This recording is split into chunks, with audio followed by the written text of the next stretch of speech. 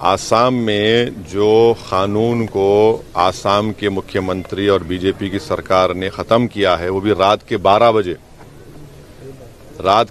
बजे वो कानून ख़त्म करे जो 90 साल पुराना कानून है।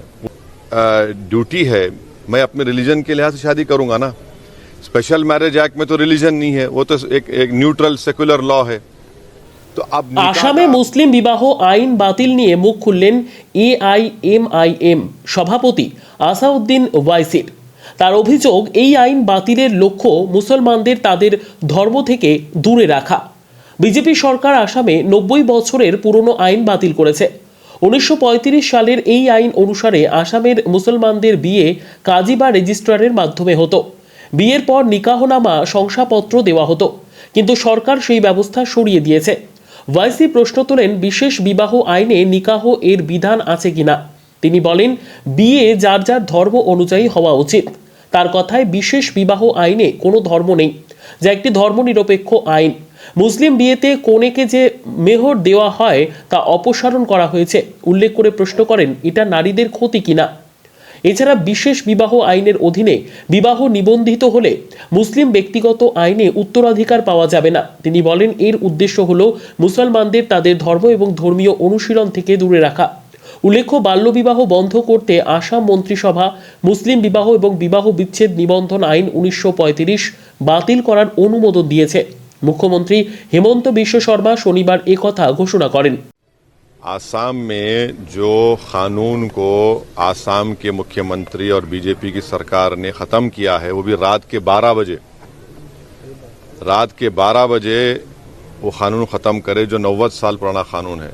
उस कानून के तहत आसाम के मुसलमानों की शादी वहाँ के रजिस्ट्रार या खाजी के तहत होती थी और उसके बाद उनको निकाहनामा का सर्टिफिकेट मिलता था। अब उन्होंने क्या काम किया कि उसको सिस्टम को बर्खास्त कर दिया। अब मुसलमानों की शादी तो निकाह से होती है ना, तो स्पेशल मैरिज एक्ट में निकाह का प्रोविजन है क्या, बताइए मेरे को। भाई मेरा रिलीजियस ड्यूटी है, मैं अपने रिलीजन के लिहाज से शादी करूंगा ना। स्पेशल मैरिज एक्ट में तो रिलीजन नहीं है, वो तो एक न्यूट्रल सेकुलर लॉ है।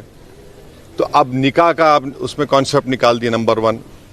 दूसरा, मुसलमानों में जब शादी होती तो दूल्हे की तरफ से उसकी होने वाली वाइफ को, दुल्हन को महर देना पड़ता। महर मुअज्जल माने फौरन दे देना, उसका जिक्र होता उसमें कि इतने महर इतना दिए, या बाद में देंगे तो उसका भी जिक्र होता। अब आप बताइए, ये वो भी निकाल दिया अब आप, तो इससे महिलाओं का नुकसान होगा नहीं होगा।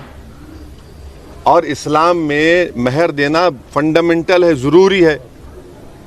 अब उसी को गायब कर दिए। अब वोट बैंक पॉलिटिक्स कैसा हो बताइए मैडम मेरे को।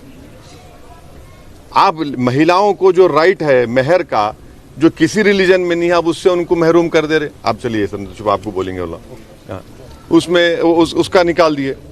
अब आप ये बताइए कि स्पेशल मैरिज एक्ट में क्या करना है मेरे को।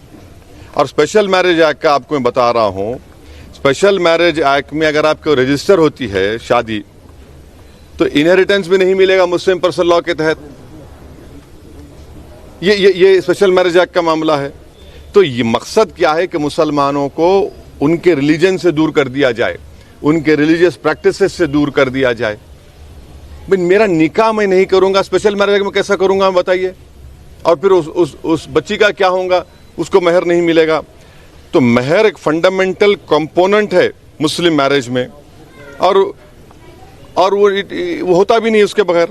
अब दूसरी बात यह है कि आसाम में जो मुसलमान है 51% मुसलमान, आसाम के 20% सबसे गरीब लोगों में शुमार होते। आप उनकी गरीबी दूर करने के लिए क्या कर रहे बताओ। आप ही तो, आपकी सरकार है ना।